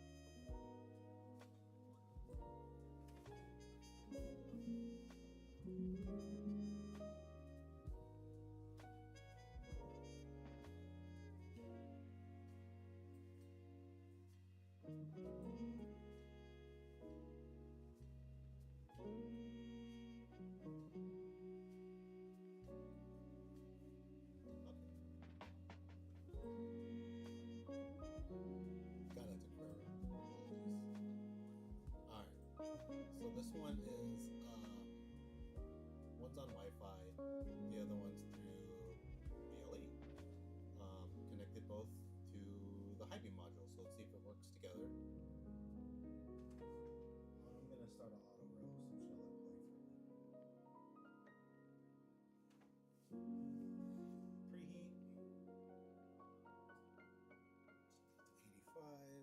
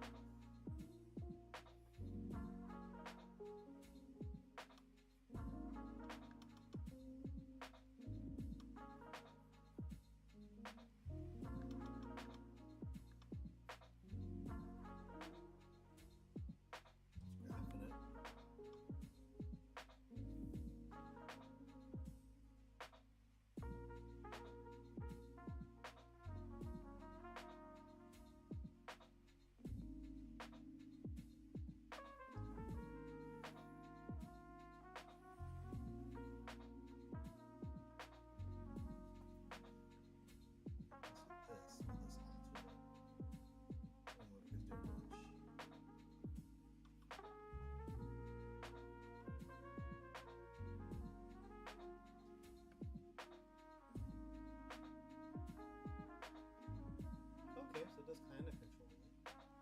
Let's see if this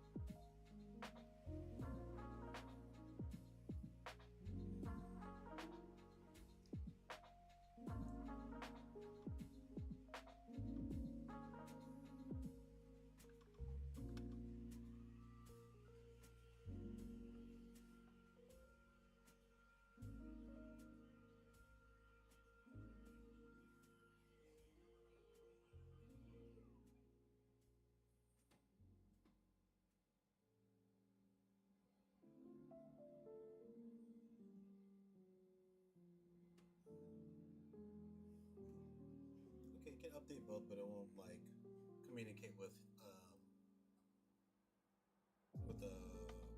Artisan on the Wi-Fi.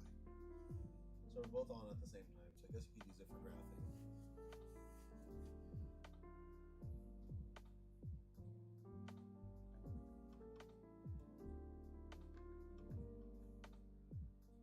takes over control. One takes over, the other one doesn't really update each other how much fan is being used. Actually, let me double check.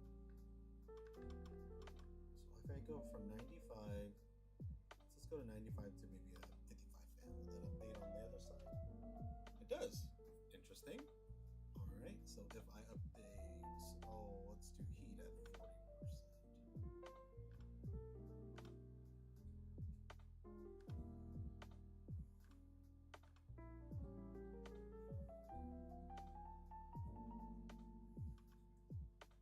I want to do heat at 45%. I'll go on there, and it updates on. So everything is going to Hibean. It's just not going the other way around.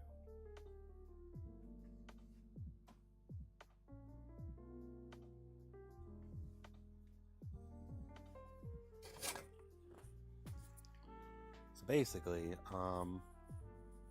yeah, it's running both at the same time. It's not showing up the issues like it did before when I used to run it on the Trident software. Like there'd be a lot of crashes. So far, I haven't had any crashes. Well, let's go test out. I'm gonna test out one thing.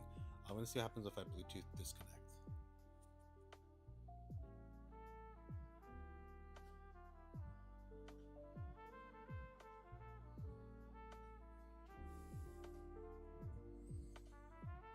Okay, Bluetooth disconnected.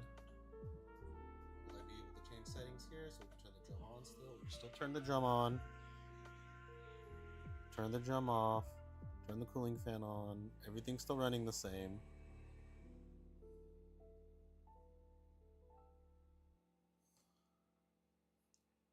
Okay, adjust the heat.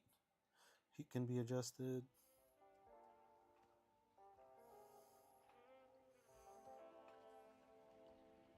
All right. Okay. Okay. So right now, we can adjust a lot of things on Artisan. We can adjust a lot of things on the Hibean. None of the stuff kind of gets updated to Artisan, but all the information gets up to Hibean, which is kind of cool. Also, if you run both at the same time, you technically wouldn't have to lose a roast, because if I just, let's say, we'll keep the drum on. I'm Bluetooth disconnected, so I'm gonna try to get back on the app. So we lost the connection. Let's turn it back on.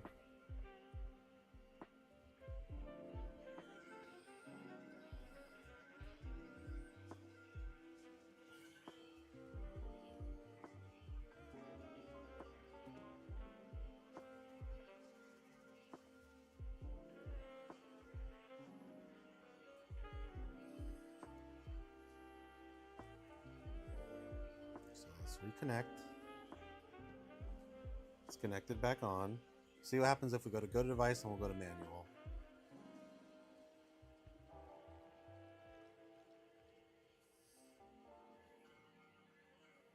Yep. Okay. Fans on 50 and on 90. Turn the drum off. Okay, so let's keep the drum on. Let's pretend like we're preheating.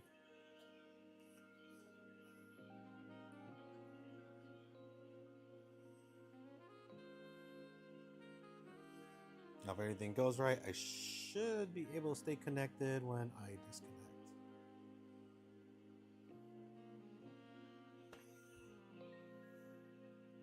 Yep, drum didn't turn off. Alright, so this acts as a pretty good backup system. So if you still want to have your roast going on, you have it on Artisan and then on Hibean. What you could do is keep both on, and then if all else fails, you could have this run.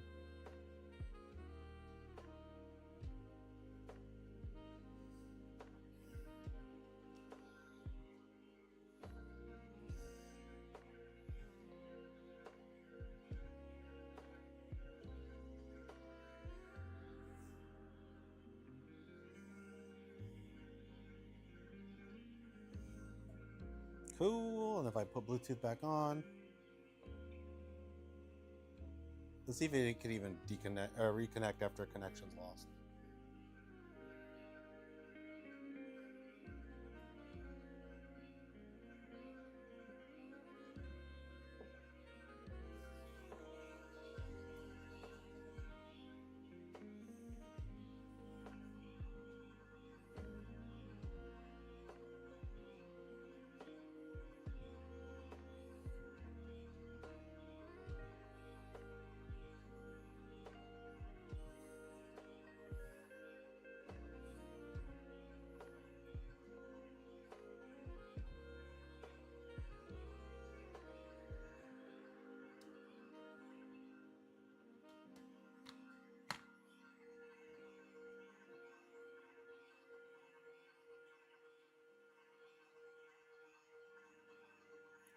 on it.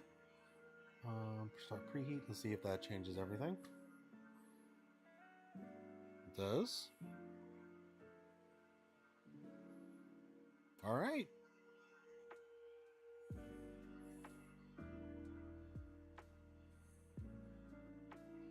So I'll come back later tonight and probably try to do a roast with both going on at the same time.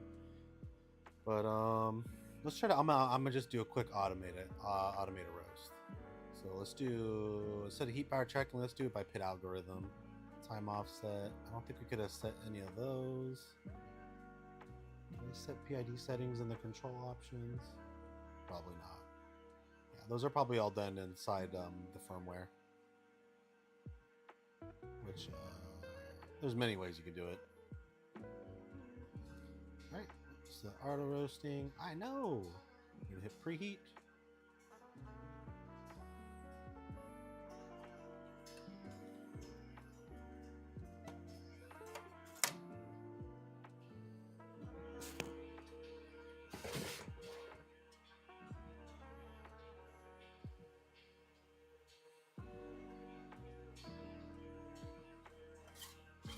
Lone bean in there. Probably fry it all to hell. There we go.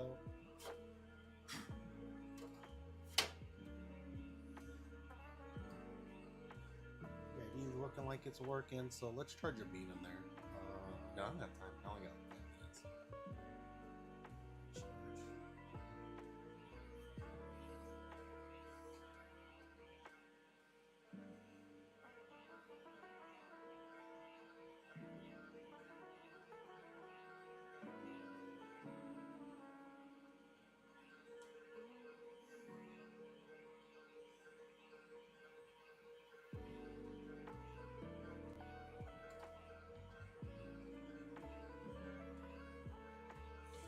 That's not gonna work well unless I have beans. I'll come back to that later. I'll be back.